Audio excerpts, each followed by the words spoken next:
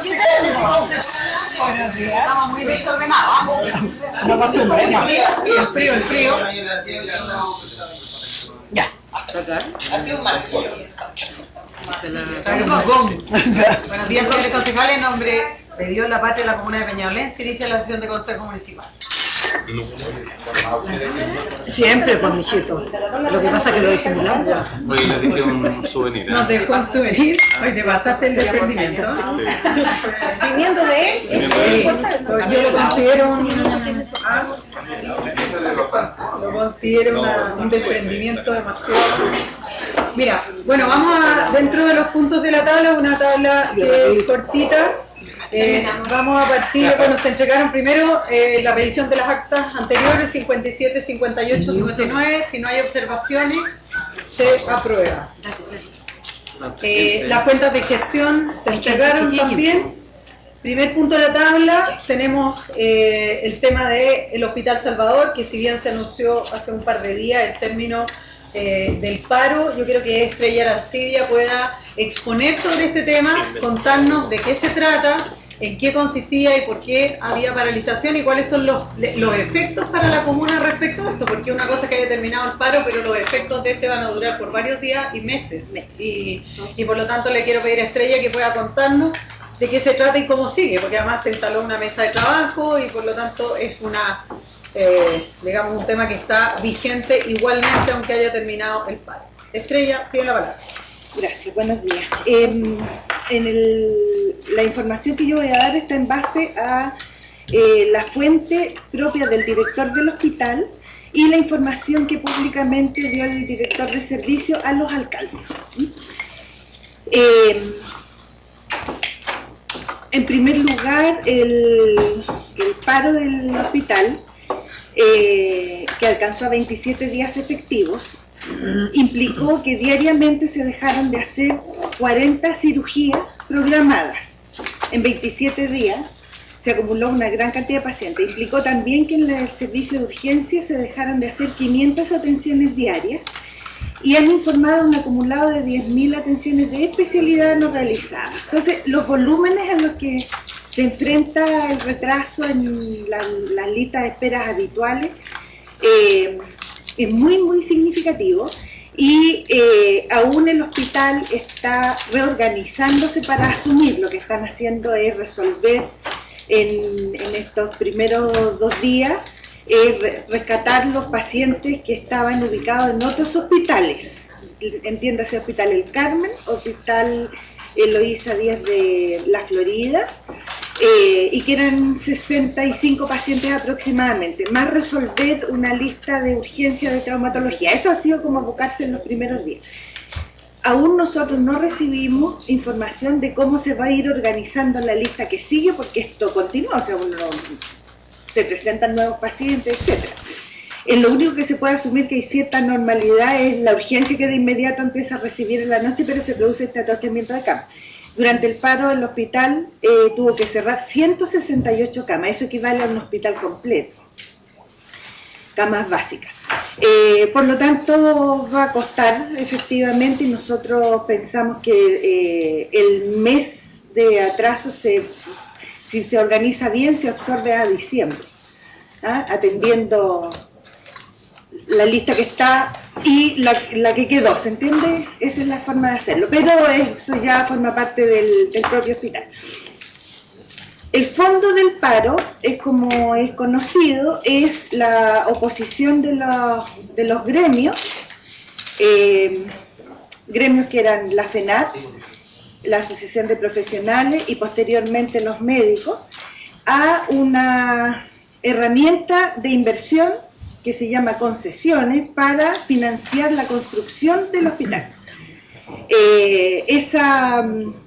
Esa concesión implica que un consorcio, que en este caso ya suscribió los contratos con Chile, porque todo este proceso lleva 2 años atrás, solo de este contrato, financia con fondos privados y luego durante 15 años recupera esa inversión. Aquí viene la discusión de cómo se recupera la inversión y ese es el punto en el que llegaron a un pequeño punto de acuerdo y que hoy día se llama mesa técnica. La inversión la recupera en 15 años por dos mecanismos. Uno que es de cobro anual directo al Estado y otro es la explotación de servicios anexos a la gestión clínica, que son alrededor de 13 servicios. En tiendas, estacionamientos, lavandería, alimentación, mantención y otros varios de ese. Yo no conozco todo el detalle, así que le estoy dando información, la que está disponible para nosotros. En el punto de discutir cuáles eran los servicios que serían explotados en estos 15 años, es donde llegaron al menos al acuerdo de conversar y en función de eso los gremios suspendieron el paro. Ese es el estado real. Yo supongo que el Ministerio, si está llamando a conversar sobre eso, será porque efectivamente hay un espacio de reordenar esos contratos o esas potenciales concesiones. En el Hospital El Carmen y el Hospital Eloísa Díaz hay un número de camas de libre elección que están dadas también en la concesión. En ese caso eran hospitales nuevos, no elimina camas. Si es el Hospital Salvador, entra a discusión del número de camas y cuántas serían, en fin. Ahí hay una franja de discusión que tampoco es abierta para todos. Eso también les quiero decir, los detalles se van conociendo posteriormente. No era tampoco conocido para los gremios, por eso que hubo tanta discusión ahí. Eso es lo que puedo informar en términos de descripción. Ahora, el número exacto de personas que afectan a Peñalolén, yo no se lo puedo decir a la alcaldesa, porque claro, yo le podría decir cuántas personas están en lista de espera. Por ejemplo, nosotros tenemos en traumatología 2.500 personas, en urología siempre más de 1.000, serán ahora 1.100, 1.200, ¿me entiende? No, nosotros vivimos en una insuficiencia respecto a la oferta del Hospital Salvador. O sea, solo se agrava el problema, por supuesto, tomando en cuenta los dramas personales de quienes están en la lista, donde hay casos realmente muy graves. El Hospital Salvador tiene que aumentar el número de camas, hay que resolver una cuestión de fondo que no está resuelta en el plan estratégico, que es las camas de larga estadía, que ese es el problema que estamos teniendo. Personas mayores que, como tienen múltiples enfermedades, tienen comorbilidades, como llaman los médicos, ¿cierto? En su recuperación para una cirugía pequeña requieren 20, 25 días de estabilización. Eso es lo que hace insuficiente y no se logra rotar. No es propiamente la cirugía, es que las camas de recuperación no dan cuenta de esa logística. Eso no debe ser resuelto. Entonces, por supuesto, pensar que se construye un hospital que aumente el número de camas, sin duda, uno piensa en un cierto alivio de esa situación. Y en ese sentido lo que quiero decir que es importante que el hospital esté construido. El hospital no puede continuar en la misma condición que está. Y el proyecto lleva 16 años. Entonces, se ha postergado por las más infinitas razones durante muchos años. Entonces, esta es la oportunidad de tenerlo también. También desde el punto de vista de los pacientes uno tiene que buscar las soluciones, ¿no? Y una cuestión contradictoria, resulta que los que queremos la salud pública y queremos que funcione, en estas situaciones termina entregándose más dinero a la salud privada para que pueda absorber lo que no se hizo acá. Entonces, finalmente hay un escenario que tampoco es beneficioso, va sumando cero casi siempre. Sí, yo solo quiero agregar ahí que yo conozco el tema específicamente del Hospital Salvador porque en su minuto, cuando hace varios gobiernos atrás, yo era concejala en Providencia y me acuerdo de las gestiones que estaba haciendo el ministerio con el alcalde de ese momento para poder modificar el plan regulador, en el fondo el seccional que era del Hospital Salvador, para poder realizar un nuevo hospital, construir un nuevo hospital en una modalidad que era vendiendo paños aledaños, porque ustedes saben que el Hospital Salvador es una construcción de un piso, 2 pisos a lo más, de 2 pisos, una casona antigua, y el ideal era vender paños del hospital, incluso había una universidad interesada en ese momento, vender unos paños y construir un solo edificio que involucrara a los 3 hospitales y que se pudiera hacer en un solo edificio los 3 hospitales. Entonces eso era en el fondo aprovechando la venta de los paños, de los otros paños, financiar también la construcción del nuevo edificio y por lo tanto, y eso finalmente, bueno, el alcalde en ese momento me pidieron más bien como que mediara en esta conversación, y el alcalde se opuso a esa modificación, no hubo caso, y siempre Asesoría Urbana de Providencia siempre estuvo en contra de esa modificación, no quería y nunca dio en el fondo el pase para poder realizar esa modificación y que en el fondo se pudiera construir en esa modalidad el nuevo hospital. Y por lo tanto, la única alternativa, digamos, que hoy día queda, en términos, y que ahí, no sé si la Estrella lo dijo en un minuto, me distraje, pero que también nos explicaba el director de Salud Oriente, que no todo hospital es concesionable. O sea, el tema del Hospital Salvador, por la magnitud que tiene, es un hospital que cumple los requisitos, porque dice que los hospitales de regiones en general no tienen la cantidad de usuarios, pacientes o personas beneficiarios que hacen que sea un modelo de negocio, digamos, que sea sustentable en el tiempo como para financiar una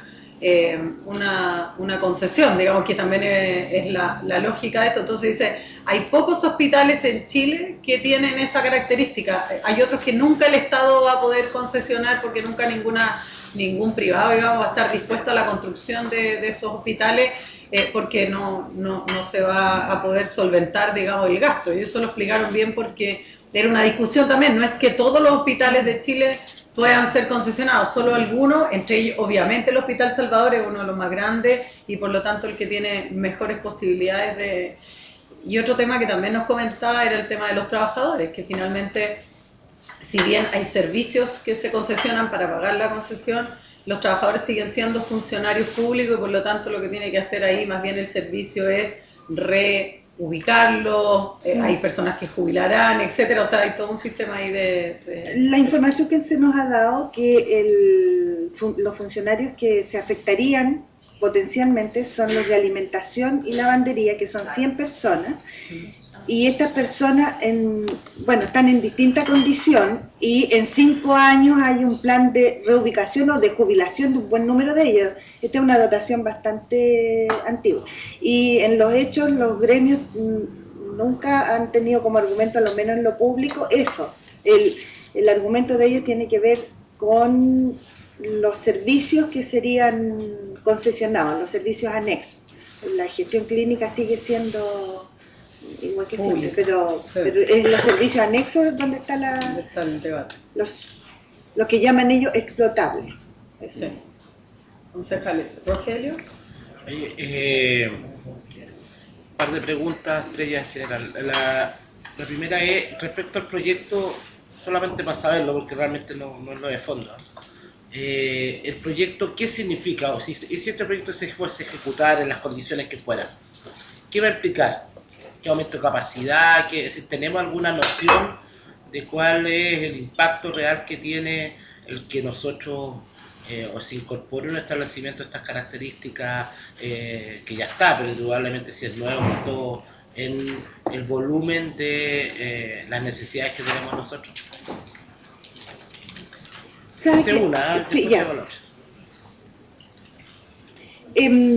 Nosotros no sabemos eso, concejal. Yo no le podría dar una información exacta, porque no sé, yo sé que se aumenta el número de camas, pero no sé si ese número de camas es todo disponible para esta red. Hay que recordar que el Hospital Salvador es un hospital de referencia de todo el norte de Chile, en el área cardiología, por ejemplo, así como el Barros Luco es de todo el sur, por lo tanto sus camas no necesariamente mejoran la oferta nuestra. Sí mejora obviamente en calidad y en disponibilidad de buena infraestructura, que hoy día es muy inadecuada, y en un equipamiento que va a tener de partida más escáner disponible y no solo uno en neurocirugía como estaba en este rato. Y el que aumenta en cama es el geriátrico, porque estos son 2 hospitales que se construirían ahí, y el geriátrico sí aumenta cama, ¿ya? Pero pasar de 100 a 150 tampoco es mucho. Que lo pregunto básicamente por 2 cosas. La pero primera no tengo es que, más detalle, ¿no? Sí, es que la primera es que yo siento en estas cosas nuevamente siempre nos encontramos construyendo establecimientos y tienen poca visión de red. Esto lo hemos conversado en más de alguna oportunidad. Es decir, el nivel primario, que es el que está derivando, al final no tiene idea cuál va a ser, cuál es el impacto. Se supone que aquí tú pasáis por un establecimiento que va a tener una estructura de financiamiento distinto. No sé si eso, de ser así, libera recursos, si el rol que ha jugado la atención primaria va a seguir siendo el mismo, desde el punto de vista de las capacidades. No libera ningún recurso. No tengo idea. Si yo No, sepa, el hospital funcionaría con el mismo mecanismo que tiene hoy día, que es pago, lo que se llama el pago histórico, que es el pago de los gastos básicos, y el pago asociado a prestaciones. Sí, pero que en el caso de Salvador son del orden de 300 millones diarios. Se le va a tomar un peaje, digamos, por paciente, ¿no? Eso es lo que paga, claro, el ministerio, la inversión que no tiene hoy día la tiene que pagar como quien paga un crédito, ¿no? Sí, tal cual. En cantidad. Eso es. Es como la luminaria nuestra con Chile. Ya, claro. Nosotros no vemos que para la atención primaria o algo cambien radicalmente las cosas, ¿no? Ya. Y lo segundo, las insuficiencias de eso continúan.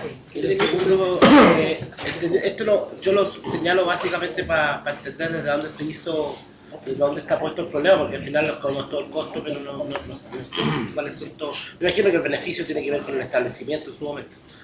Y lo segundo es, del paro y todo lo que ha sucedido, ¿hay un plan o algo que haya propuesto el ministerio para poder absorber lo que no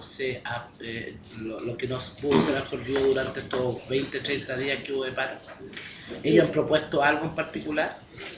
Yo entiendo que sí, pero nosotros no sé, a ver, tengo dos tipos de información, porque oficialmente la atención primaria no ha recibido aún información, excepto que esta primera semana se rescataban estos pacientes que están ubicados en otros hospitales y había 5 en una clínica, y se reordenaba eso y empezó a funcionar la urgencia. Y yo entiendo, el próximo jueves estamos citados, tenemos que recibir cuál va a ser el plan. Yo entiendo que hay un refuerzo allí en horas, en atenciones, en horas, qué sé yo. Ahora, operamos sobre un sector que está con un grave problema de disponibilidad de médicos. Todo el sector, ahí eso afecta a todo. Entonces, tampoco, o sea, aun cuando usted hoy día tenga el recurso para decir que el médico, que el gastroenterólogo se queda hasta las 10, no hay nadie que se quede hasta las 10, no va a tener el recurso disponible. Y eso va a ser en cualquier modalidad el problema, siempre. No hay patología auge aquí, ¿verdad? Es decir, sí. Las que están con... sí, por supuesto, hubo retraso, patología auge, todo. Sí. Y esa entra primero, igual que cualquier situación. ¿No hay exigencias de comprar, por ejemplo, el sector privado cuando pasa una cierta cantidad de horas? Tengo entendido que algunas sí. Algunas sí, pero fueron las que se enviaron por hospitalización, tengo entendido. ¿Ya? La mayor cantidad de retraso no se produce ahí, se produce en los diagnósticos. Por ejemplo, la artrosis de cadera, ¿ya? Que es una patología frecuente, ¿verdad? Que todos la escuchamos a diario.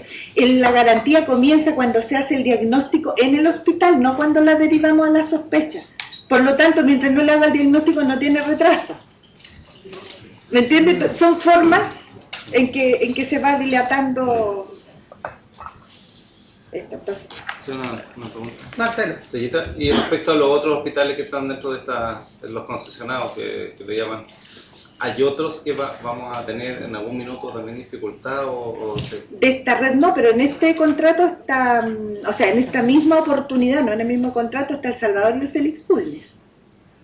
Lo que pasa es que Félix Bulnes, por el daño que sufrió en el terremoto, hace mucho tiempo que está funcionando en el ex militar en Holanda con Providencia. Ese hospital funciona para ese servicio.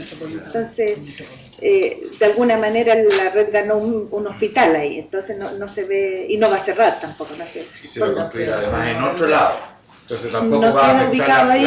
Entonces es como un hospital nuevo para Cernalia. Es como un hospital nuevo, no se vive del mismo modo que este. Pero el TINE, por ejemplo, tuvo un efecto, porque hubo que trasladar pacientes y teníamos colapsado en pleno julio. O sea, las fotos que ya los choferes de nuestra ambulancia empezaron a tomar fotos en la lista de espera para decir, no pueden agregar más porque ya se ocupó el pasillo hasta afuera, no cabían las camillas, no, estábamos realmente muy, muy superados. Pasamos muy, muy mal. ¿Alguna otra pregunta? ¿No? Ya, pues muchas gracias, Estrella, y nos sigue contando, nos mantiene informados. ¿Ya? Gracias. Y que le vaya bien. Que le vaya. Que le vaya.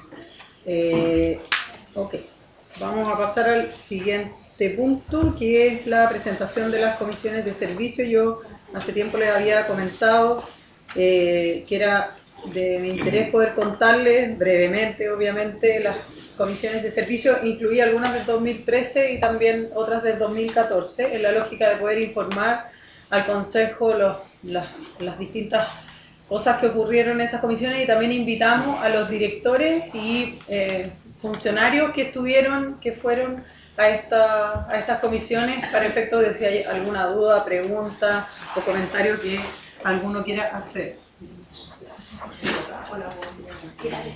Está en un pendrive también. La Camila.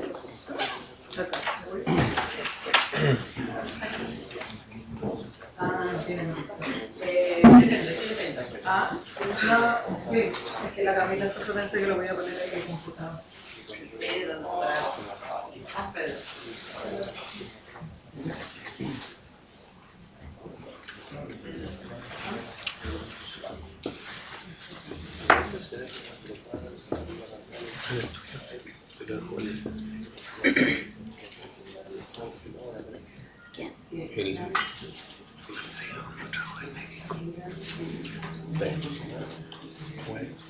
Es un jamón.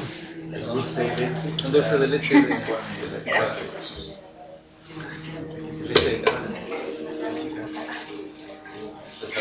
Lo importante de poder mostrar estas comisiones de servicio es para efectos también de ir viendo, y nosotros en general, bueno, llegan muchas invitaciones, en general llegan muchas cosas, y a ustedes también como concejales de capacitación, y yo creo que uno tiene que ir en el camino definiendo y resolviendo cuáles son aquellas que realmente puedan tener un efecto, un interés, tanto para ustedes como también para los funcionarios. Y hay como distintos objetivos que uno se quiere plantear al momento de realizar estas comisiones, y que tiene más bien dos orientaciones. La primera es que nos inviten a exponer, obviamente como municipio, una experiencia municipal, y la otra es la inversa, cómo nosotros vamos a un lugar a aprender cosas de otros y en el fondo a recoger buenas ideas, buenas experiencias para poder traerlas e implementarlas en Peñalolén. Yo creo que hemos podido dar muestra durante estos años de que muchas de las ideas que se han aprendido fuera las hemos traído, adaptado obviamente a la realidad también de Peñalolén, y por supuesto también nos ha tocado últimamente sobre todo ir a mostrar aquellas cosas, y también obviamente rendir cuentas en los casos que hemos generado y celebrado convenios con otros para efecto de rendir cuentas de cómo hemos desarrollado e implementado los programas que hemos ganado. El primero fue un encuentro en Brasil, esto fue en Canoas, que me acompañó a Ida Castro, y en ese caso nos tocó a nosotros ir a exponer. Vino el alcalde de Canoas, vino a Peñalolén a invitarme a ese encuentro. De hecho ellos, este foro pagó los pasajes. También es importante, nosotros tratamos siempre de que todas las invitaciones, al menos fuera de Chile, sean financiados los pasajes por las personas que invitan, y por supuesto también, obviamente aquí solo se pagan los viáticos en general para la gente que viaja, que eso siempre es necesario, pero en general nosotros siempre el pasaje es algo que es parte como de la condición de cualquier viaje, es que nos inviten con los pasajes pagados, sobre todo las que son obviamente fuera de Chile. Dentro de Chile se va evaluando, digamos, la necesidad. Ahí hay varios directores que de repente son invitados a distintos escenarios, y por supuesto también los concejales, y eso obviamente es más factible. En este caso hicimos dos actividades. Una fue exponer en el foro. Este era un foro de ciudades periféricas. Aquí fueron varios alcaldes acá hay una asociación de municipios Ciudad Sur, y claro, nosotros no somos parte de Ciudad Sur, pero efectivamente somos un municipio periférico y por lo tanto en la experiencia respecto al tema de participación hicimos una exposición y también participamos del foro de alcaldes que había y de autoridades locales que se hizo después también en paralelo en el mismo foro. Esto más bien es un tema de redes, ahí logramos establecer redes con otros municipios y en general de poder contar nuestra experiencia. Después, también en Brasil, en noviembre del 2013, en Puerto Alegre, se nos invitó también a un seminario internacional de Mercociudades, donde aquí en esto participaron, bueno, aparte de quien habla, la concejal Claudia Mora, la directora de Cultura, Gladys Sandoval, y María Paz Ortega, la directora del Yunus. Aquí había una presentación que yo tenía que hacer de parte de Peñalolén, pero además se realizaban los foros en paralelo respecto de los temas, específicamente en el tema de desarrollo productivo y de cultura, y tanto la Gladys, Claudia, la María Paz participaron de los foros temáticos. Puras mujeres. Y obviamente, por ejemplo, en el caso de Gladys o María Paz siguen en contacto con estas redes. De hecho, Gladys participó ya en otra comisión donde estuvo a propósito del tema de cultura, y también a María Paz sigue en contacto con la gente de desarrollo productivo. Ahora, de Mercociudades llegan todas las semanas invitaciones para distintas actividades. Nosotros en realidad tenemos que mirar y ver dónde y cómo poder participar. Después, en el año pasado también, a mí me tocó estar en una visita bastante flash en Nueva York en diciembre del 2013. La comisión que iba de Chile, esta fue una invitación del subsecretario de Prevención del Delito. Ahí está la comisión que fuimos en esa oportunidad, que aparte de quien les habla estaba, bueno, el subsecretario, la Gloria Negroni, que es la jueza de familia y que es la presidenta de la Asociación de Jueces de Familia, si no me equivoco, Marcia Rayman, que es el carabinero encargado de los asuntos de la familia de carabineros y del tema de menores, Rodrigo Pantoja, que trabajaba en ese momento en la subsecretaría, y el personaje que está al medio y es importante es el psicólogo que es el creador porque lo que fuimos a ver fue la experiencia de MST. Aquí en esta foto está la reunión que tuvimos con terapeutas y que es lo que le quiero explicar en esta lámina. Este es el equipo que nos presentó y que estuvimos trabajando con ellos. El tema de compartir la experiencia MST, yo creo que ese es un tema que da para un consejo completo, solo para contarles el tema de esta experiencia. MST es la terapia multisistémica que hoy día se está aplicando en Peñalolén y en, ¿cuántos municipios nomás? 15.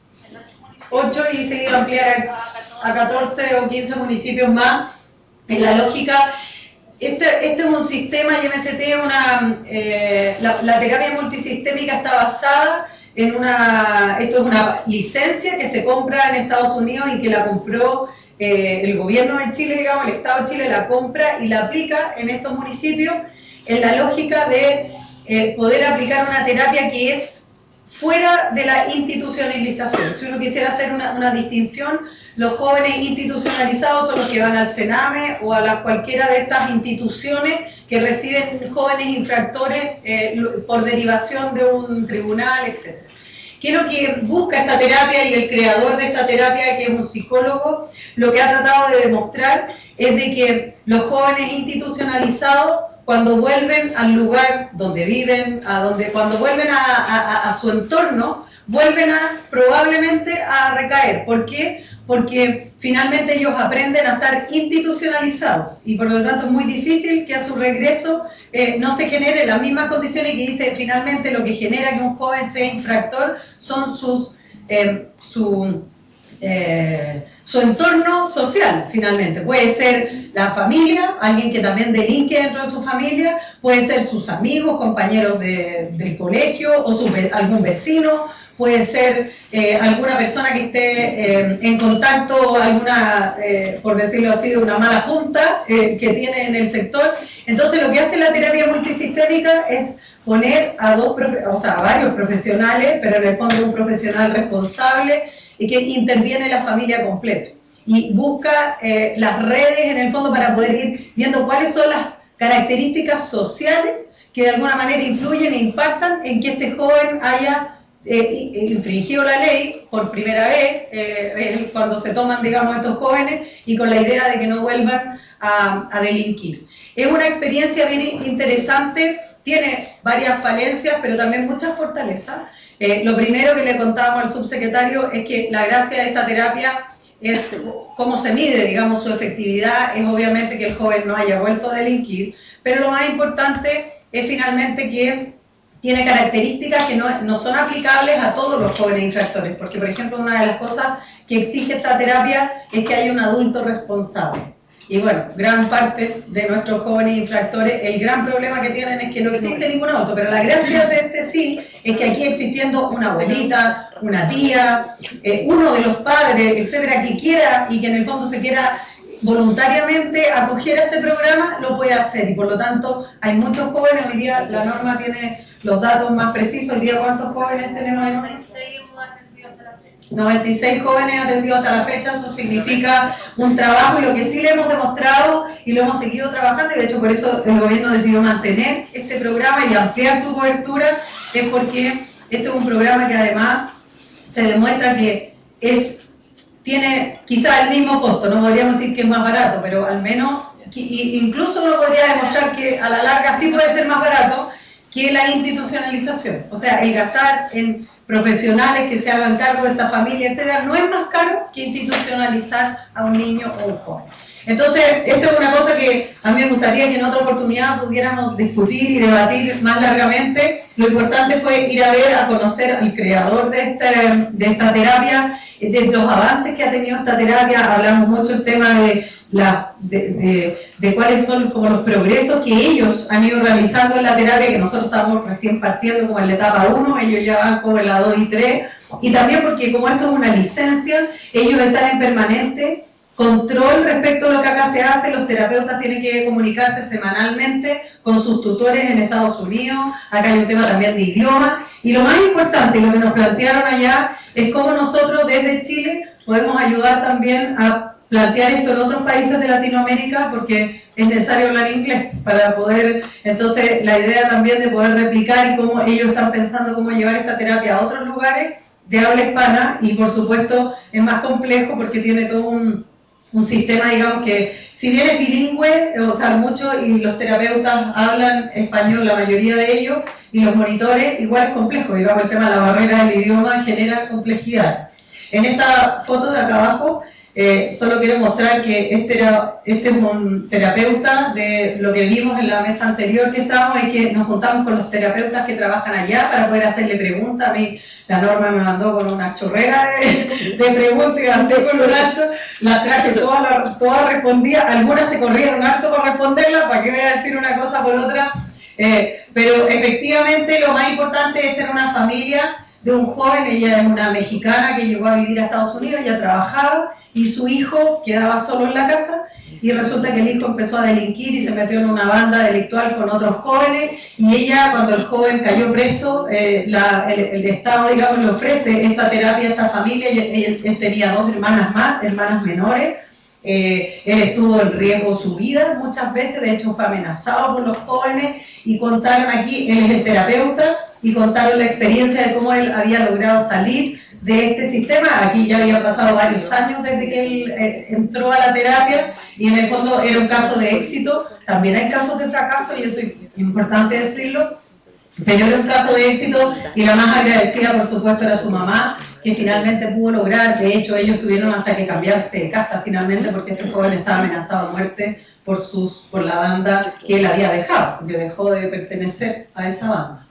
Entonces es importante que después en otra oportunidad podamos conversar con el equipo de terapia, que vengan y que en el fondo podamos discutir respecto a este tema, porque finalmente tiene que ver con intervenir el entorno social y cómo podemos mejorar también las condiciones de vida de nuestros jóvenes y nuestros niños.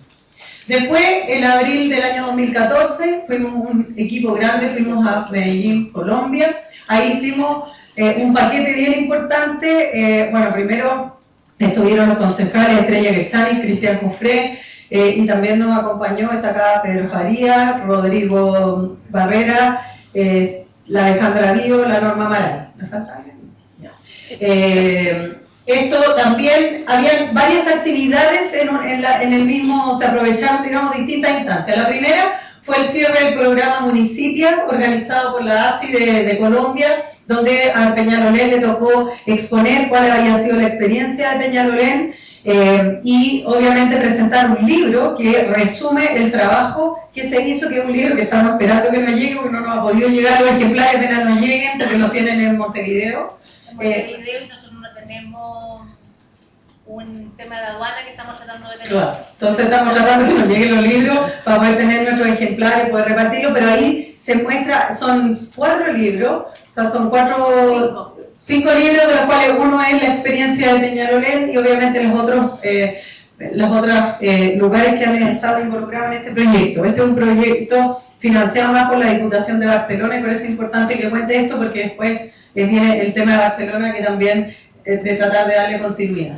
Después estuvimos en el Congreso de Ciudades para la Vida, una propuesta desde Iberoamérica, en el Foro de ONU Habitat, que también es un foro mundial que se realizaba en Colombia y que por lo tanto también, ahí, especialmente los chiquillos pudieron ir a los distintos foros, porque ustedes saben que estos foros son como simultáneos, entonces uno elige los temas más bien que le interesa mirar.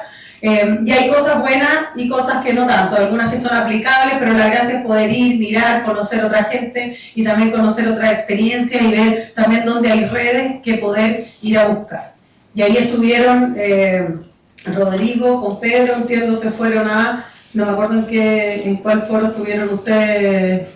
En varios. Sí, bueno, que ahí había un programa, son estos programas que son eternos y que tienen 1000 cosas en paralelo, pero había unos vinculados a medio ambiente, obviamente. Sí, energía, etcétera. O sea, había varias cosas donde estuvieron ellos. También la estrella, no me acuerdo, en uno estuvimos juntas y bueno, ahí tomamos notas, hay otras cosas, digamos, esto es un resumen obviamente, pero tomamos notas, un montón de temas. Y también estuvimos en el CIDEU, que es una instancia que reúne distintas ciudades, que en este caso, en el caso de Chile, está inscrito Pudahuel, está en CIDEU. Nosotros no nos hemos inscrito porque tenemos que revisar efectivamente cuál es la utilidad de estar en estos foros. Para inscribirse aquí hay que pagar. No es una cantidad exorbitante de plata, pero obviamente a nosotros no nos sobra y por lo tanto hay que evaluar si efectivamente vale la pena incorporarse en estas instancias. Y eso lo estamos evaluando, recogimos la información respecto a cuáles eran los requisitos, cuánto era el dinero que se requería, pero lo bueno, claro, de estos foros es que permite estar en un circuito y que nos permite generar redes. Y nosotros siempre estamos mirando eso como la utilidad. Y por supuesto, nos tocó también participar en un panel que en el fondo tenía que ver con el desarrollo de las ciudades, como el foro era ONU Habitat y era el Ciudades para la Vida, que era el concepto, obviamente tenía que ver con el desarrollo de las ciudades, su sustentabilidad, etc. Otro tema que vimos en Medellín, Colombia, que yo armé una agenda paralela porque había que aprovechar el espacio de haber estado ahí, que era una agenda de políticas deportivas. ¿Por qué? Porque Medellín tenía la experiencia de los Juegos Suramericanos 2010 y que por lo tanto fuimos a visitar los recintos deportivos para ver efectivamente cuál era su uso, cómo era la modalidad, qué es lo que habían hecho los colombianos con toda esta infraestructura. Y la verdad es que, bueno, hay cosas que uno podría mirar y que podría ver. Lo más importante es que Medellín tiene un presupuesto, la pura ciudad de Medellín, digamos, de hartas lucas. Entonces, obviamente que el estándar de lo que uno puede ver es lejos, digamos, de lo que uno pudiera aspirar. Pero por otro lado, también es cierto que uno puede buscar, y vimos ahí varias alternativas y cosas que son interesantes de poder replicar y que yo he transmitido también al Ministerio del Deporte, que estuve hace un par de semanas con la ministra, donde le conté la experiencia de Medellín para efecto que ellos pudieran mirar la gestión de los recintos. Una característica importante de la gestión de los recintos deportivos, ellos hicieron también un parque deportivo, es un lugar donde hay muchas instalaciones deportivas en un mismo lugar, que también es un parque en los alrededores, y la característica principal de eso es que estaba siempre lleno. O sea, los recintos deportivos estaban ocupados y ellos tenían una política de ocupación de los recintos que era estudiantes, organizaciones independientes, sociales, cualquiera, y ellos organizaban, y también los deportistas de alto rendimiento, en un horario en que ellos cuando lo ocupan. Entonces todos estos recintos pasaban ocupados. y siempre había alguien haciendo alguna actividad. En este caso, cuando nosotros pasamos, me tinca a mí por las edades, por todo, estos eran jóvenes que estaban haciendo clases de karate, aquí están los tatamis y todo, era la parte del karate. En esta parte había niños de colegio haciendo ejercicios en las máquinas de gimnasia artística, o sea, sí, artística. ¿Ah? Y estuvimos en el estadio también, era un estadio que además era bien raro porque no tenía reja. El estadio, y estamos hablando de Medellín, o sea, se supone que era una de las ciudades más inseguras, o el estadio, el último asiento daba directamente al césped, o sea, no había ninguna reja entre medio. Y esto quería mostrárselos en particular, porque dentro de los espacios, esto también se lo mostré yo a la ministra, porque también lo están viendo en el gobierno, es de poder realizar, este era un espacio que era especial, era una sala, yo te diría que no mucho más grande que esta que está aquí, que tenía un espacio especial para personas con discapacidad, para realizar ejercicios a personas con discapacidad. Yo traje varias fotos, esta es una de ellas, que tiene, si ustedes se fijan, hay muchas cosas ancladas a la pared, para que las personas desde su silla de ruedas, desde sus muletas, etcétera, desde donde estén, puedan tomar y ponerse a hacer ejercicio. Habían otras rampas más acá, que era para subir la silla de ruedas, por ejemplo, y que tienen que ver con ejercicios de brazos, etcétera, de distintas personas con discapacidad que podían ocupar estos espacios. Una sala, como les digo, no más grande que esto, quizás casi el mismo porte, que tenía toda la infraestructura y que en el fondo daba un espacio. Esto lo vimos el otro día, como les comentaba, con la ministra del Deporte, porque se está pensando en algo parecido y yo creo que es una buena instancia y que nosotros también. Yo se lo mostré a Juan Pablo porque no es tan, no tiene tanta complejidad, o sea, no es algo que yo creo que pueda generar demasiados recursos. Hay un tema de gestión, obviamente, de que las personas puedan llegar al lugar, etcétera, pero yo creo que es un desafío que uno se podría proponer perfectamente, no tenía algo demasiado complejo. Y también quiero destacar dos cosas. Había en este mismo lugar de los recintos deportivos, hay algo que aquí no existe en Chile, que allá es muy común, que son las ludotecas. Yo me acuerdo que a la Estrella le llamaron mucho la atención porque eran unos espacios maravillosos para los niños, que en el fondo es como una plaza con techo, por decirlo alguna, allá llueve harto. Y resulta que es como un lugar donde hay juegos, donde hay, es difícil en 2 fotos mostrar todo el espacio, pero esto, arriba aquí había un computador, era todo de madera, acá era el espacio para los niños más pequeños. ¿Cuál es el tema? Que no es que uno deje los niños ahí, sino que los papás van con los niños a ese lugar. No es una guardería, sino que es como ir a un lugar para jugar, el papá entra, de hecho se sacan los zapatos, nadie entra con zapatos, entran los niños, juegan y tú te vas. No tiene, digamos, restricción y es un espacio para jugar. Un espacio chiquitito, o sea, estamos hablando que no eran tantos metros cuadrados, pero que tenía juegos, que tenía la oportunidad de los niños y los papás de poder compartir, tenía un espacio para leer, había un televisor también para ver películas, y yo creo que eso son cosas que de repente yo no tengo claro, digamos, y hay que buscar como el sentido, porque son... Sí, no, tiene monitores, claro. Y de hecho se hacen actividades, ese día que fuimos había actividades con jóvenes, estaban pintando, todo, que estaban organizados, pero tú también puedes ir solo, o sea, con tu hijo, sin ninguna actividad organizada. Puedes ir y entrar, si hay espacio suficiente, puedes entrar, si no tienes que esperar que alguien salga para poder entrar por la cantidad de gente que está. Y yo creo que esas son cosas que es importante mirar, porque son cosas que no requieren de tantas gestiones que uno podría mirar como un espacio, sobre todo en lugares de repente que se requiere de espacio de juego, de desarrollo, de estimulación de los niños. Había mucho de estimulación, harto de ruido de los niños, había harto juguete, era como bien colorido, era bien interesante el tema de la estimulación. Y una cosa que quiero destacar, importante de Colombia, que yo creo que nosotros tenemos que empezar a utilizar de repente el decir los mensajes y cómo se dicen.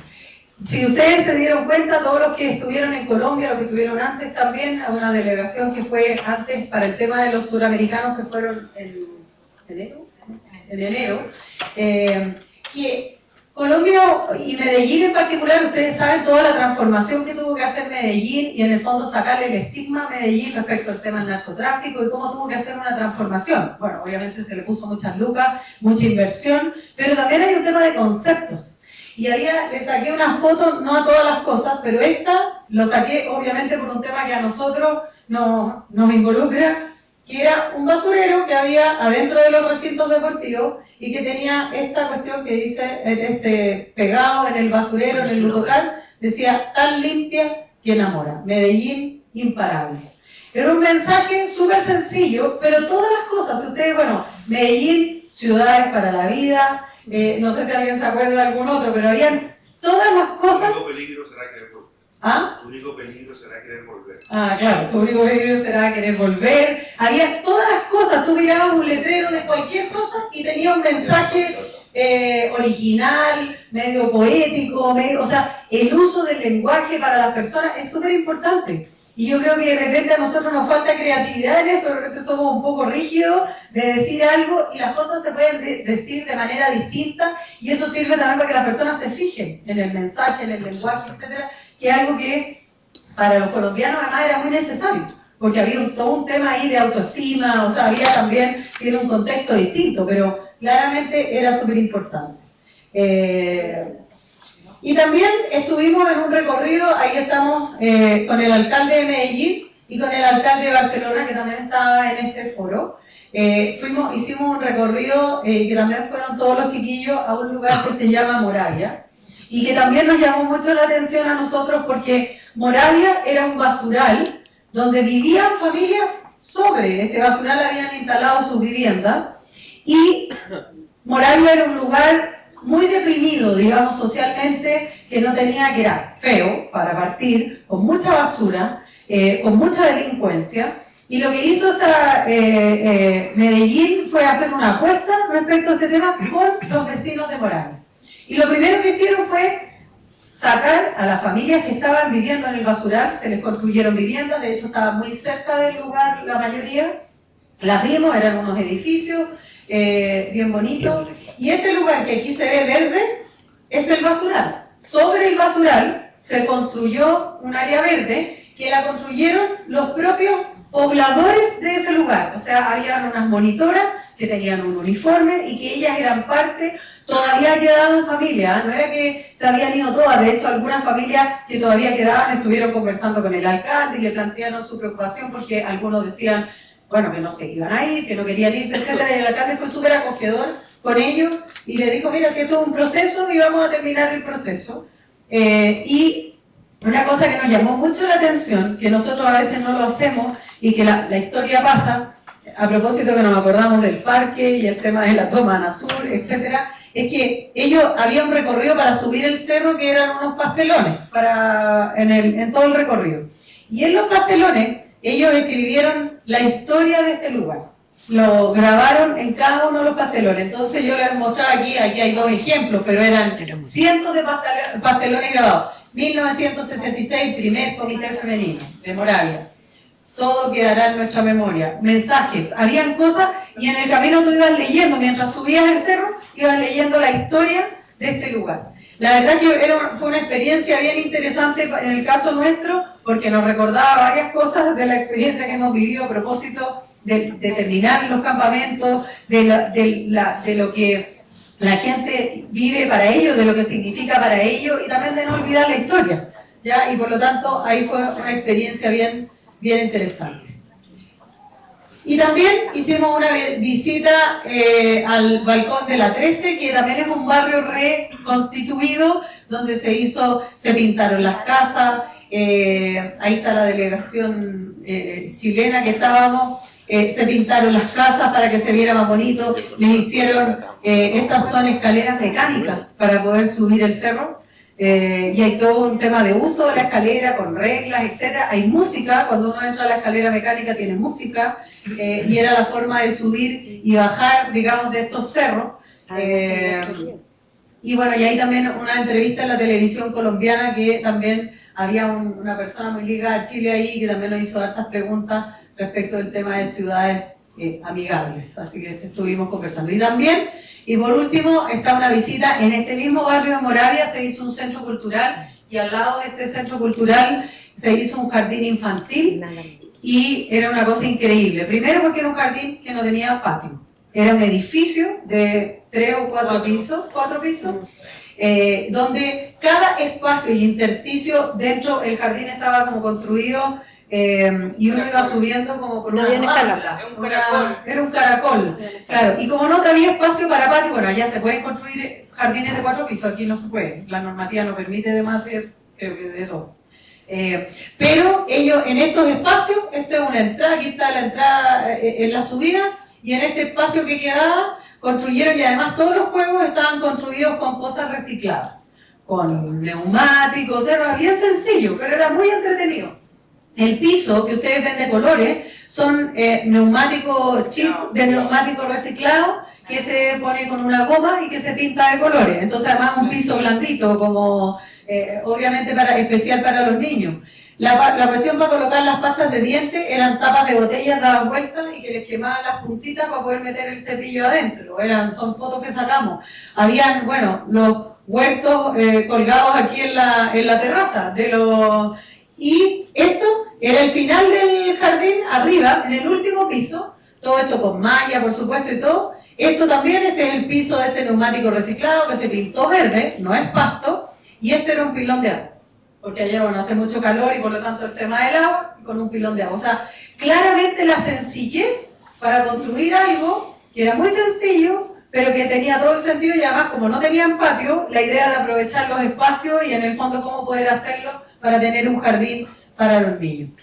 Y por último, una reunión con alcaldes, también habían otros alcaldes, que estaba Gonzalo Durán de Independencia, estaba Cristian Vítori de Maipú, y que nos juntamos ahí con el alcalde de Barcelona y tuvimos una pequeña reunión. Y ahí está lo que les contaba, la delegación completa que estuvimos en este viaje. Fue bien intenso, fuimos a hartas partes, le sacamos el cubo al viaje en realidad, así que ahí le agradezco, por supuesto, también a todo el equipo, a la Norma, por el trabajo de coordinación previa, además, porque esto significa toda una coordinación anterior de tener una agenda, etc.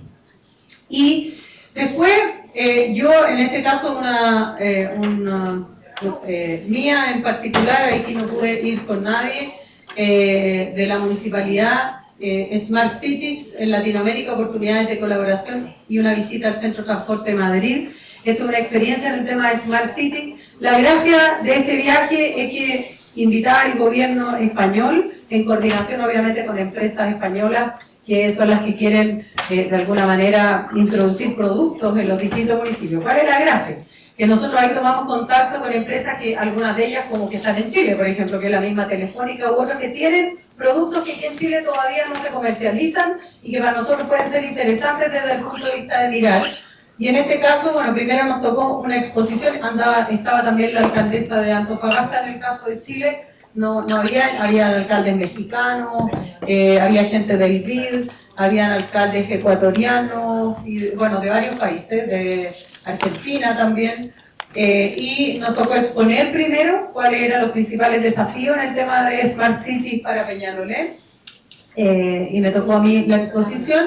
Y después estuvimos en el Centro de Gestión de Transporte, que era en realidad una maravilla, a propósito del transporte, cómo funciona en Madrid, el tema de los tiempos, el tema de la coordinación de los buses, el tema de la gestión de flota, o sea, lo que debiera ser nuestro Transantiago, lo que debiera. Y ahí le estuvimos haciendo varias preguntas respecto de por qué el tema del funcionamiento de los software, etcétera, y cómo se gestiona esto desde un centro de operaciones bastante complejo, y que está hoy día, bueno, para partir, si bien el transporte no es estatal porque es una empresa privada con participación del Estado, pero finalmente es una empresa que se gestiona desde lo público, ¿ya? O sea, es una empresa pública, pero empresa, un consorcio, sí, que funciona, claro, un consorcio público-privado, pero la gracia es que funciona bien, o sea, ahí es el...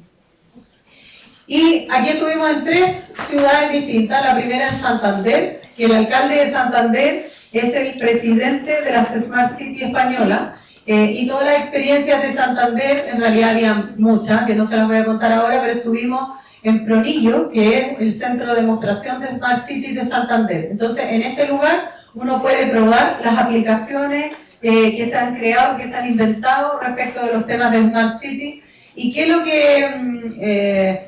¿qué es lo más importante aquí? Aquí vimos varias experiencias que son En el caso de Pronillo y la gracia de Santander es la alianza, y por eso que nos importa a nosotros, y que fue lo que yo pude recoger, es la alianza de la universidad con el municipio. El municipio y la Universidad de Santander tienen una alianza estratégica y hace que los estudiantes de la universidad generan las aplicaciones y son los que hacen las aplicaciones para las distintas cosas de los celulares, aplicaciones móviles que permiten que las personas tengan acceso al tema del transporte, a los servicios públicos, a los estacionamientos. Solo como ejemplo, ellos tienen sistemas de sensores para las áreas verdes, entonces solo se riega cuando hay necesidad de riego, no todos los días ni nada, sino que hay sensores. Tienen sensores para la basura, por lo tanto se pasa a recoger la basura a los contenedores solo cuando están llenándose y no todos los días. Por lo tanto hay un sistema de gestión. Tienen un sistema de sensores para los estacionamientos, entonces tú desde tu celular sabes dónde hay estacionamiento, no te tienes que andar dando vueltas y dice, mira, hay estacionamientos disponibles en tal lugar y tú llegas directo a tu estacionamiento, incluso se puede pagar el estacionamiento desde el celular, incluso si te sobran minutos se lo puedes compartir a otro. O sea, era así de cosas, de aplicación y cosas que son inteligentes y que significan obviamente ahorro para las personas, ahorro para el municipio. ¿Para qué decir? Un tema importante que nosotros estamos mirando que es el tema de la iluminación inteligente. Por ejemplo, una plaza tiene que estar iluminada a las 4 de la mañana al 100%, ¿para qué? Uno dice, puede perfectamente bajar su luz sin apagarse la luz, puede uno bajar, entonces está todo el sistema de iluminación inteligente, o quiere decir que cuando una persona pasa, la luz se vuelve a su estado, digamos, 100% y después se vuelve a cosas como esas, que significan ahorro energético, etcétera. Son cosas realmente impresionantes. Santander es una ciudad muy turística además, pero también de mucho desarrollo, tiene universidades, etcétera. En ejecución, absolutamente, en ejecución. Entonces, nosotros conocimos a las empresas que las ejecutan, cosa de poder también mirar y ver qué desarrollo uno podría traer para acá. También estuvimos en Málaga, en el Ayuntamiento de Málaga, también conociendo, aquí hay una experiencia que tiene más que ver con gestión municipal propiamente tal, que es la gestión desde los centros de operación de transporte y de emergencia y de seguridad. En algunos municipios están separados, la gestión de tránsito de la gestión de seguridad. En otros municipios está en un mismo lugar.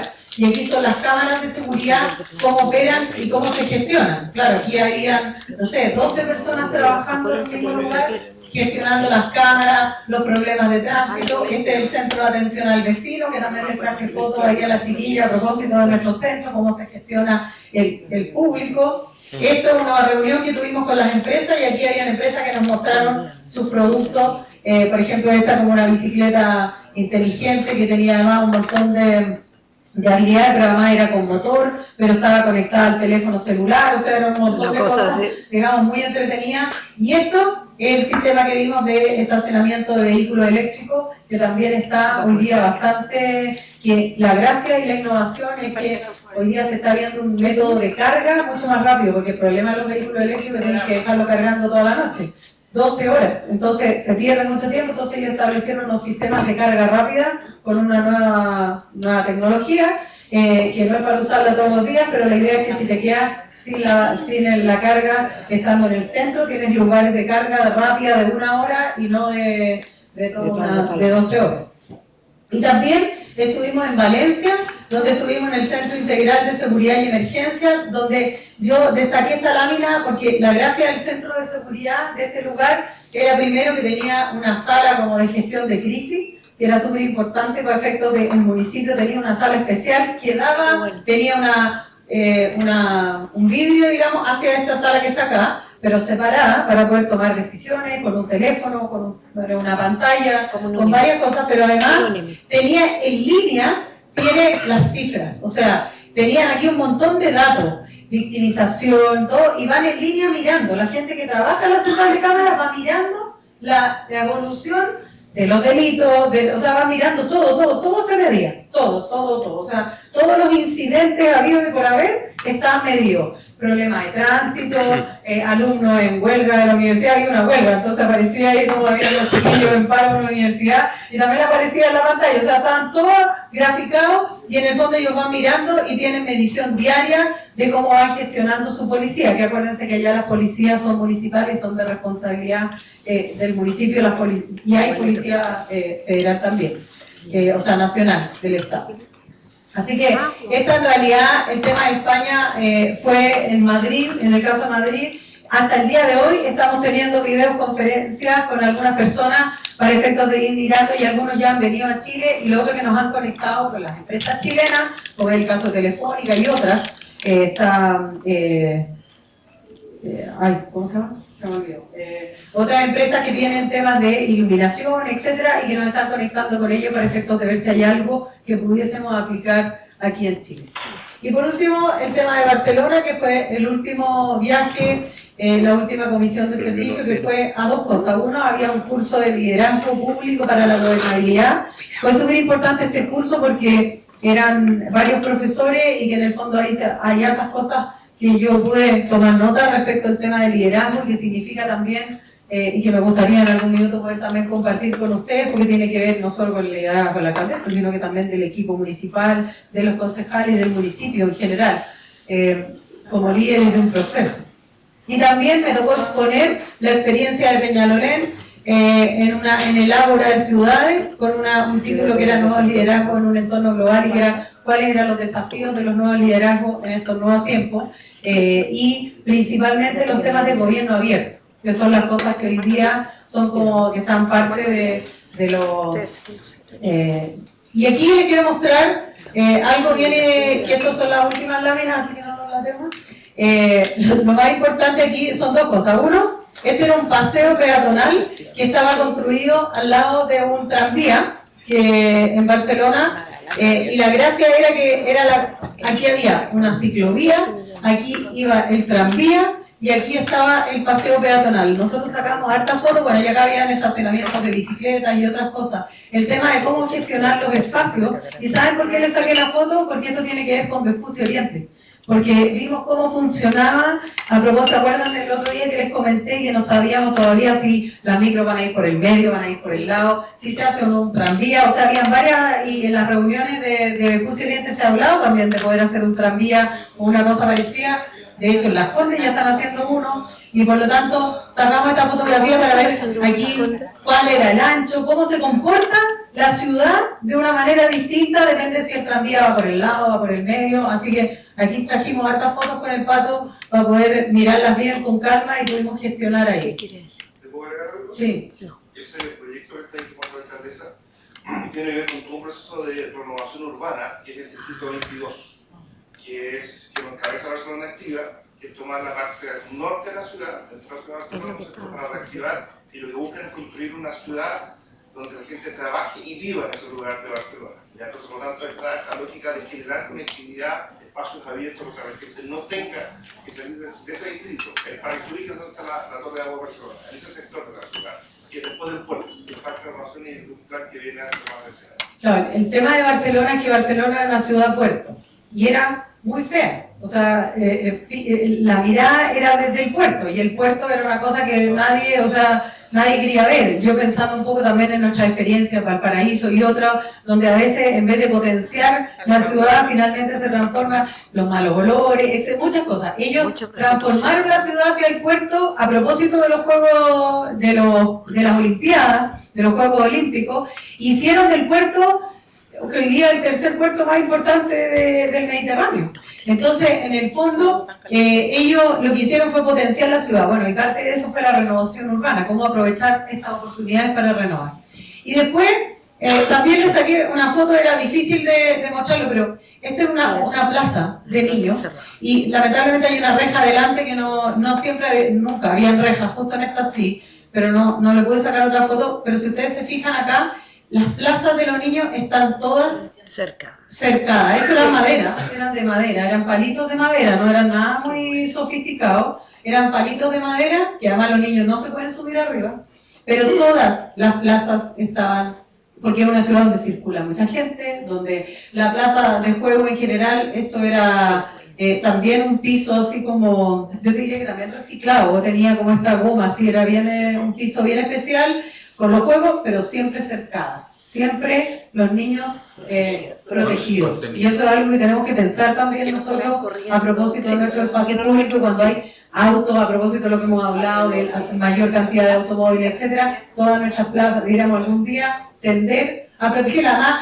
Esto era a la altura, o sea, a mí ese palito me ha llegado como por aquí, no era algo que no se veía la plaza enrejada, para un niño es alto, pero para nosotros, bueno, de hecho ella me llegaba, a mí me tapa. Claro. A mí me llegaba por aquí. Y esto también, la experiencia del reciclaje, esto fue en Mataró, en una ciudad que fuimos a ver si podíamos generar un convenio, estamos trabajando con ellos, pero que tenía la experiencia del reciclaje y claramente los contenedores diversificados, digamos, el distinto tipo de material, etcétera. Y esta es la reunión con el gerente de la área metropolitana de Barcelona, que también le llevamos una carta acá del intendente porque ellos pueden hacer convenios con ciudades y por lo tanto la idea es que se pueda generar un convenio con la ciudad y de pasadita a Peñalolén le toca una parte.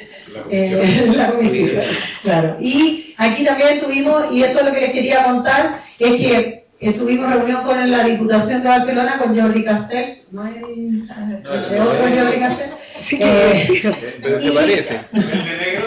Sí. El de negro, ¿cierto? es que engordó un poco en el viaje. Jordi Castells,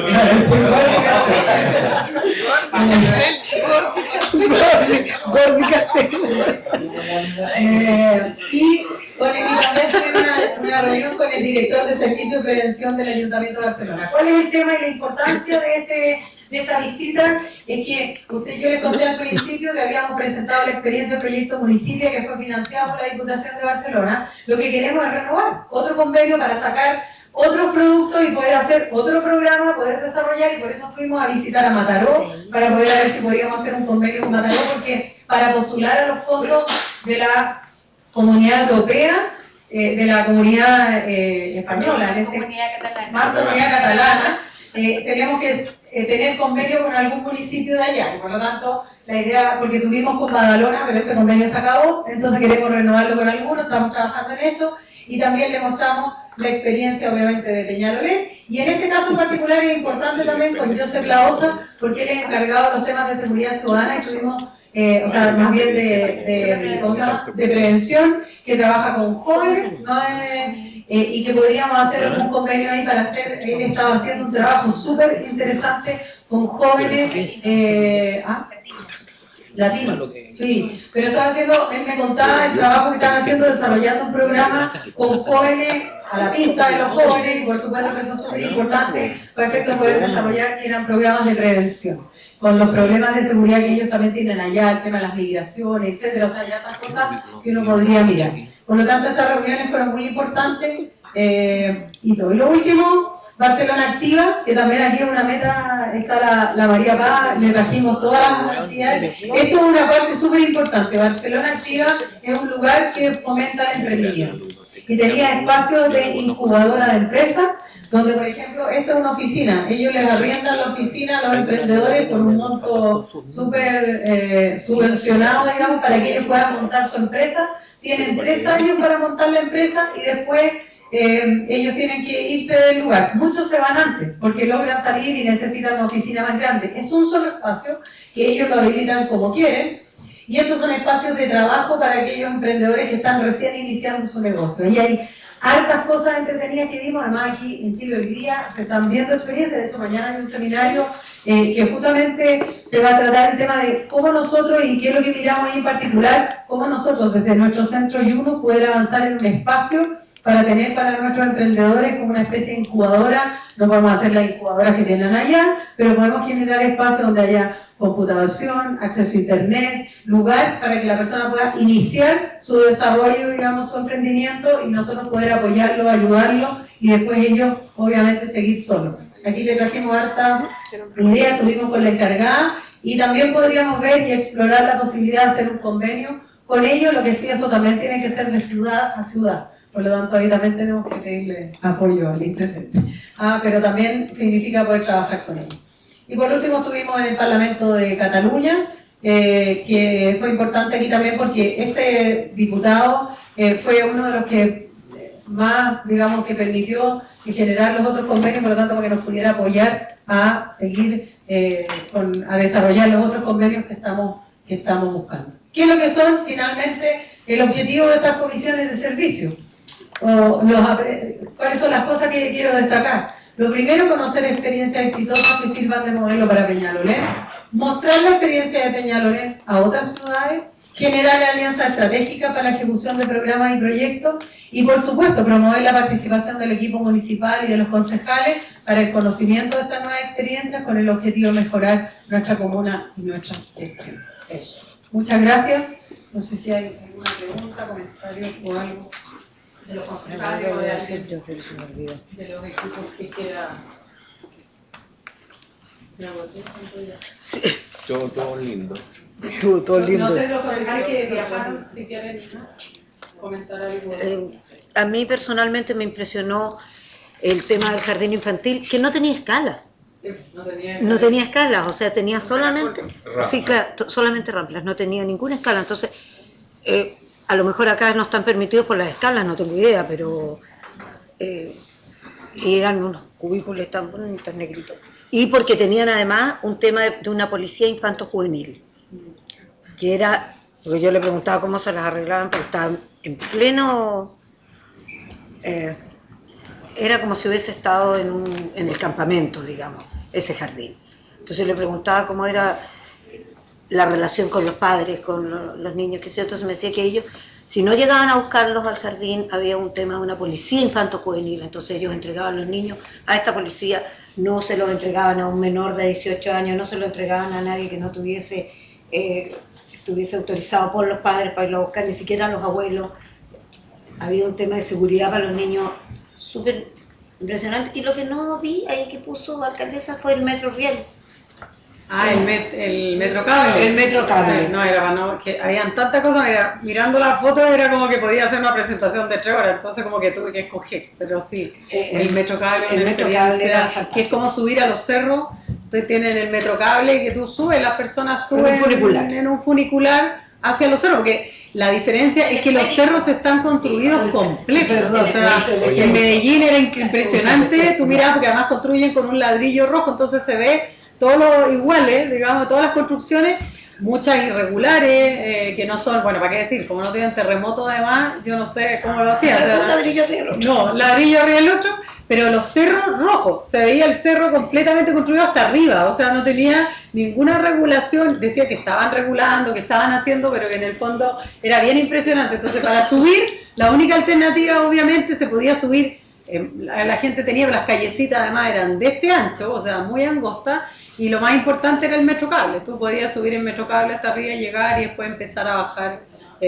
También nos tocó una lluvia más o menos, que se puso a llover. Y lo otro, alcaldesa, el tema de vivienda era súper interesante. La verdad que la vivienda es gratis solamente al adulto mayor, que es el dueño de casa que tiene a los allegados. A ese adulto mayor se le entregaba una vivienda gratis. A sus hijos, o al hijo, o a la gente que vivía con ellos tenían que pagar por esa vivienda. Sí, era un sistema, yo no logré entender mucho y no, porque le preguntábamos, pero era un sistema súper distinto de subsidio. El Estado subsidia vivienda. Subsidia. En una fórmula que era bien... a la gente joven no era... No, o sea, era claramente como el tema de la edad, era una prioridad. Y claro, era como un bien, apoyo salvaje a los adultos mayores. Y había harta vivienda social, pero ninguna era sin deuda, sino que algo... Lo que pasa es que el sistema de subsidio chileno es único en el mundo. Sí, parece. Esa es la diferencia. ¿Cuál es el distinto? El sistema chileno es único en el mundo. En ninguna parte del mundo se regalan viviendas de $20.000, $30.000 como en este país. En ninguna parte del mundo. O sea, a un japonés que tú le digas que va a tener una persona una vivienda de 55 metros cuadrados por familia, te dice, estás loco. Estás loco. En Francia las viviendas no se regalan, se arriendan a las familias más vulnerables, ¿no? Son incomodadas, cosas distintas. Entonces, y eso, Una parte. Pero Sí. jamás se regala como acá, jamás. Bueno, pero era bien interesante además por la densidad de población y todo que tiene la ciudad. Pero eso. Así que muchas gracias por A ver, yo de las comparaciones que hubo en Colombia, parece que fue de una ludoteca. Sí. Ya existe aquí, en La Hormiga. Ah, bueno, es que hay, pero no estatales, a eso me No, refiero, son sí, experiencias. por lo que, igual van los papás, o sea, es lo mismo, pero en chiquitito ya, como 10 años en ludoteca. Entonces Claro, no tenía idea que era de allá. Sí.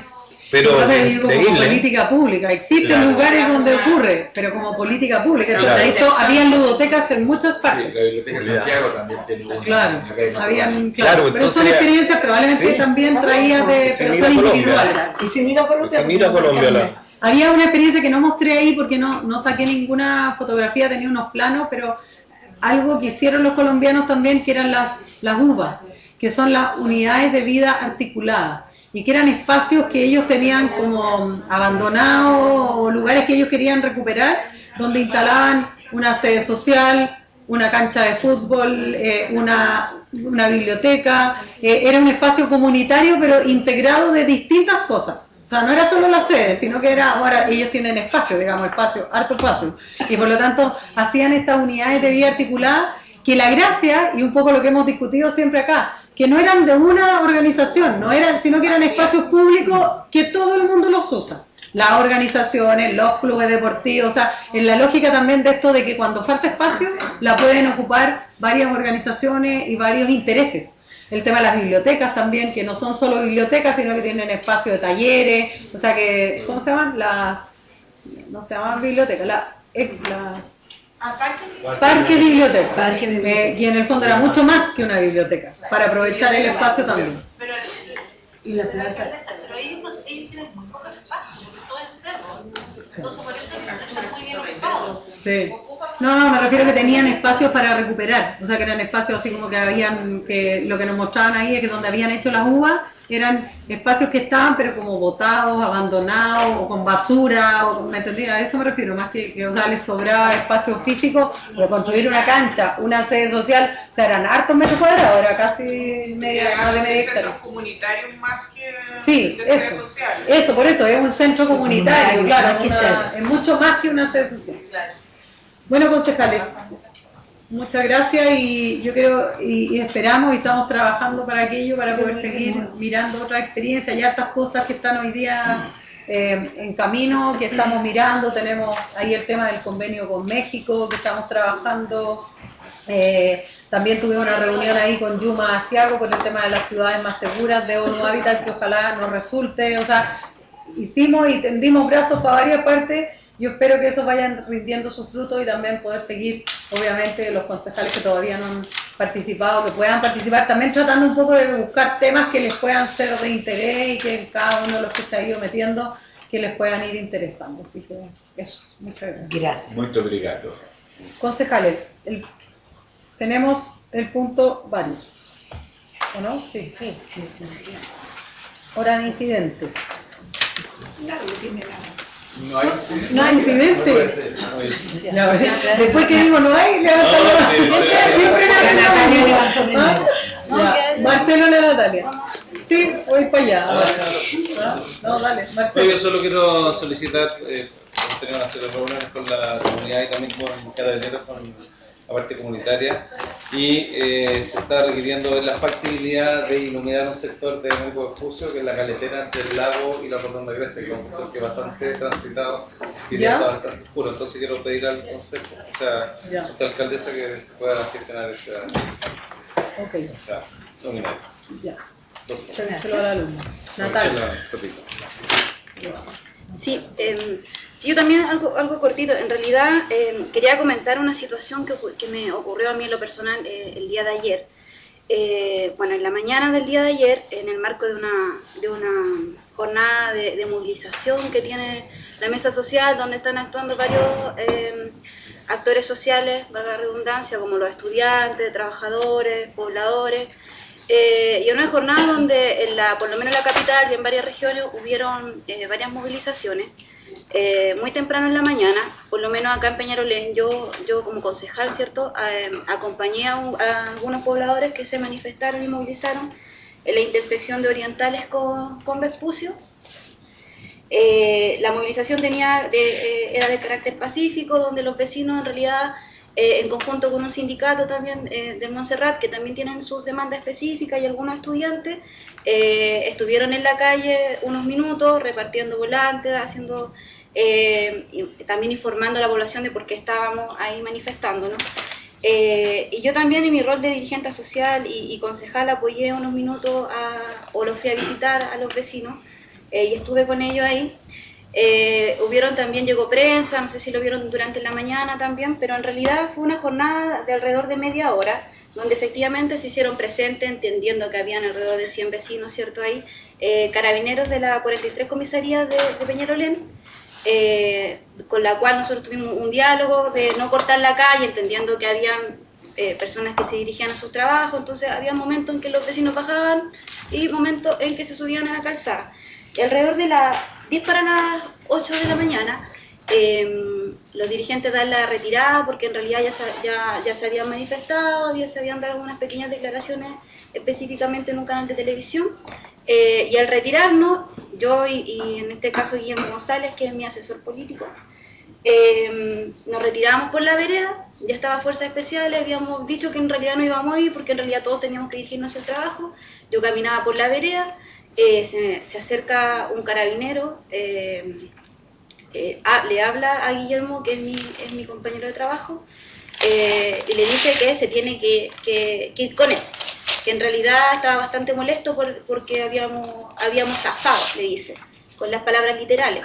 Lo empieza a tironear en la vereda, estoy diciendo, nos retirábamos.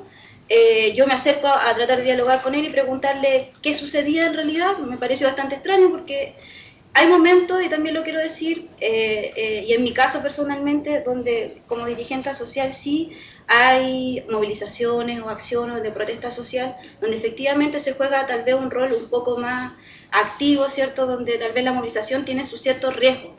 Pero el caso de ayer no era el caso. Al contrario, yo me venía retirando para venir al municipio en la mañana y sucede esto.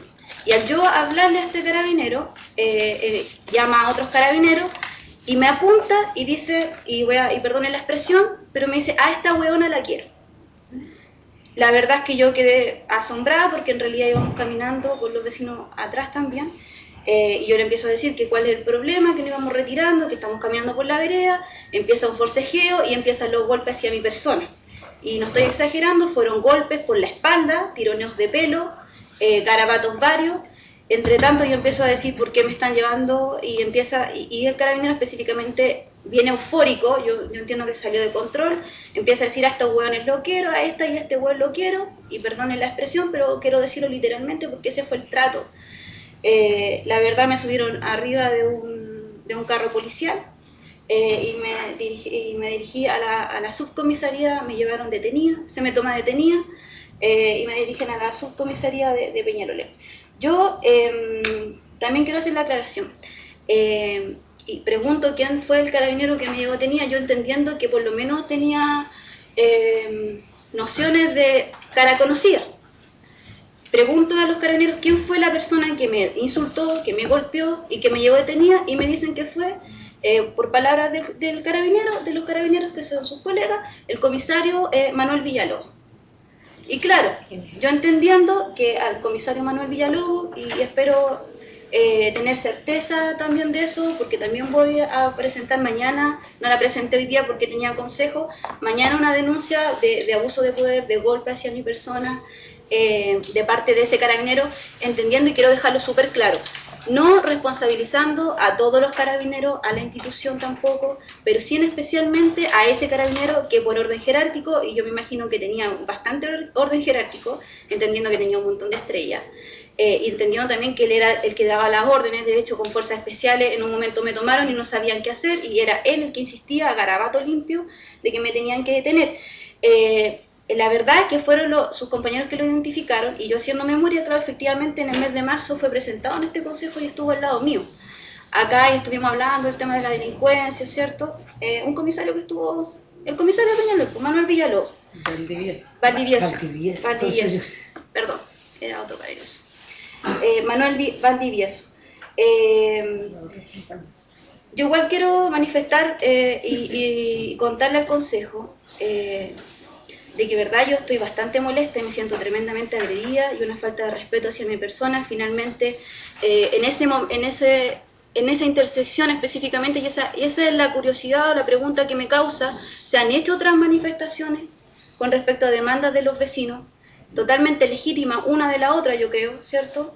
Por ejemplo, el tema de la autopista Vespucio, donde hubieron autoridades, ¿cierto?, de la comuna, incluida la alcaldesa y varios concejales más, ¿cierto?, donde hubo un apoyo inclusive de todo el Consejo Municipal con respecto a esas demandas, donde no hubo represión, donde los vecinos pudieron, ¿cierto?, manifestarse de forma tranquila, pacífica. En otros momentos también han habido otra manifestación ahí de carácter habitacional y un montón de cosas más. Entonces, la denuncia es con respecto a una autoridad, en este caso que yo me vi vulnerada también en mi derecho, primero de circular por la calle y segundo, la detención fue un hecho totalmente, yo lo puedo decir, con abuso de poder, con golpe. Después, cuando llegué a la subcomisaría de Peñalolén, también debo decirlo, fue a visitarme alguien del municipio, la verdad no recuerdo su nombre, pero Jorge Briceño, sí. Y yo por lo menos ahí rescato la preocupación también de parte del municipio al saber, sí, me dijo que le había mandado usted, alcaldesa, con la preocupación también de qué había sucedido. Me preguntó cómo estaba, yo la verdad es que estaba bastante molesta y con varios golpes en el cuerpo.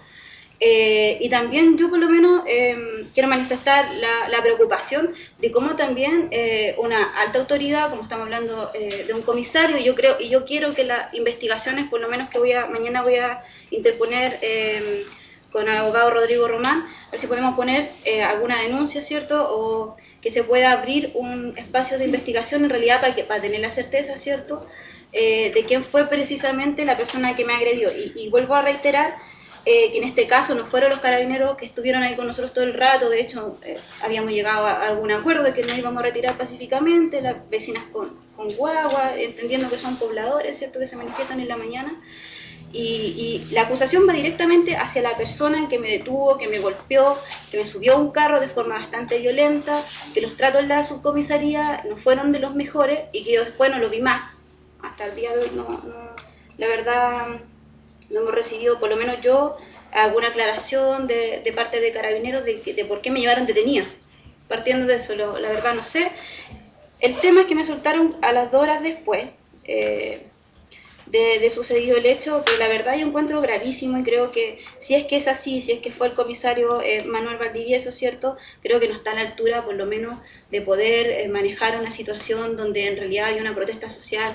No éramos 100 delincuentes, ¿cierto?, ni poniendo bombas, ni asaltando cajeros, ni asaltando casas, éramos simplemente pobladores que estaban manifestándose en la calzada, ¿cierto?, y en la calle. Y en este caso, yo siendo pobladora o no, y entiendo que también es la visión que se pueda tener, y eso es lo que me preocupa. Una cosa es que yo sea pobladora, ¿cierto?, y que sea dirigente social, y usualmente y toda mi gestión me voy a ver involucrada con los vecinos en distintas manifestaciones. No lo voy a dejar de hacer, pero me preocupa también que Carabineros en este caso haya actuado de esa forma. Yo como autoridad también de la comuna, independiente de que yo participe o no participe en una movilización, también merezco el mismo respeto que cualquiera, entendiendo que yo también soy mujer, que una fuerza desmedida de alrededor de 5 o 6 carabineros que me golpearon, y lo tengo que decir, me golpearon por la espalda y me subieron a un carro de carabineros sin decirme ni siquiera por qué me estaban llevando detenida. La verdad, por lo menos, primero, dejar eso como constancia. Segundo, igual rescatar la visita que se hizo, por lo menos de parte del municipio, que entiendo que lo envió usted, alcaldesa, para saber cómo se había desarrollado la situación. Y tercero, yo por lo menos no sé cómo será el protocolo de poder exigir o poder pedir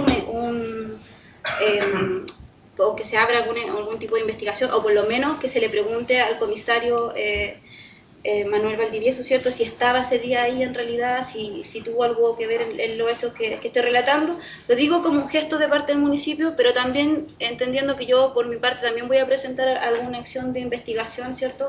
Con el abogado correspondiente. Eso. Okay. Eso.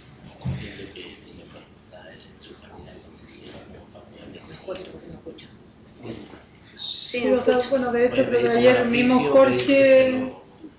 Jorge entiende que te indicó cuáles eran las acciones que se podían seguir en caso de alguna denuncia o reclamo. Yo creo que esa es la vía, digamos, que es la que yo entiendo que existe porque no, como municipio, digamos, no le podemos...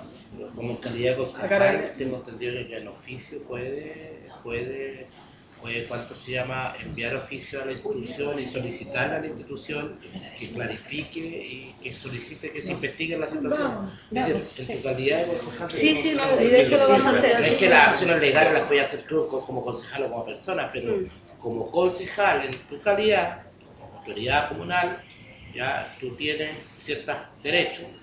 Una de esas tiene que ver con esto y yo recuerdo que lo que hay que hacer es tratar de que se expliquen la situación porque te pudo haber pasado a ti o pudo haber pasado a cualquiera.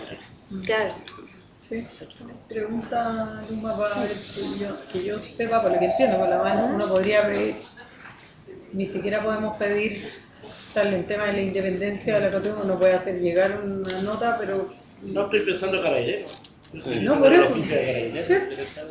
¿Y usted tampoco tuvo? Sí, lo que pasa es que yo no me puedo, ninguno de nosotros, digamos, yo no me puedo, esa es la versión que tiene la Natalia. Claro, entonces, ponte tú, no es que esté dudando de tu versión, pero me refiero, yo no me puedo hacer parte de una versión, pues X, la que sea. Que te tiene que mandar ella. Sí, obvio, sí, no, pero yo de todas formas estoy relatando cómo fueron los hechos de derecho para clarificar y no caer en error y no culpar a nadie si es que no participó de los hechos, es que se investigue. Para eso, de hecho, Carabineros tiene grabaciones, están las cámaras también del sector, o sea, en realidad era relatar y contar un poco para que no se vuelva a repetir por lo menos y hemos tenido feas experiencias, ¿cierto?, con autoridades también de la comuna con respecto al trato de Carabineros, entonces para que no se vuelva a repetir. De todas formas, no sé si usted habló con alguien de la institución, porque igual se enteraron que yo estaba detenida, no sé de qué forma. No, yo le pedí a Jorge Briceño que en nuestro contacto con Carabineros para que fuera a averiguar. Cuando nos enteramos, digamos, siempre me informan a mí en las mañanas de los hechos que ocurren en la comuna en general. Y que había una manifestación, etcétera, y después, sí, pues, sale la prensa y después, bueno, y Jorge cuando se entera de que, cuando me informan a mí de que estás detenida, yo le pedí a Jorge que fuera a la comisaría a ver y también a orientar respecto a lo que hay que hacer y que también gestionar en el fondo que fuera lo más rápido posible, etcétera, y también decir que tú eras concejala de la comuna, etcétera, y hablar con los carabineros. Esa fue la gestión que hicimos en ese momento. Yo de ahí más allá, obviamente no puedo hacer más, pero sí, lo hicimos por eso. Ok. ¿Alguien más tiene otro varios? Yo creo igual, o sea, nosotros siempre hemos sido súper democráticos en ese sentido y rescatamos el tema de la libertad de expresión, pero también condenamos la violencia desde donde venga, así que eso, Natalia también, o sea, solidarizar, si a cualquiera de nosotros nos puede haber pasado, nosotros también tuvimos movilización ahí, pero también, pues, o sea, desde donde venga la violencia siempre la vamos a rechazar y la vamos a condenar, así que eso. Ok, nada más, solo contarles una cosa última. Hubo un aviso de bomba en el Juan Bautista Pastene, así que el colegio está desalojado y está el COPU viendo. Y el otro día... Y el sábado, el viernes también, el viernes pasado hubo un aviso de bomba en el metro Grecia y hubo que desalojar también el metro en su medio, la expo de Pueblo Original. Eso se hizo la expo, estuvo espectacular, muy bonita, cada día yo diría que mejora, felicitaciones ahí también al equipo de cultura, de pueblo originario, con bomba y todo, con bomba incluida, me lo felicito porque de verdad salió muy bonito, fue una buenísima actividad y yo creo que quedaron, la idea fue darle la mayor cantidad, la mayor participación posible a todas las personas que querían exponer en la expo, que querían estar. Y en esta oportunidad, ¿cuántas? Llegamos a 70 personas que estuvieron participando. 70. Eso es súper bueno para efecto de ir generando también mayor espacio. Así que muchas gracias y que tengan un buen fin de semana para todos. El próximo jueves Celebrando la sesión, tenemos el próximo jueves, sí, el 14.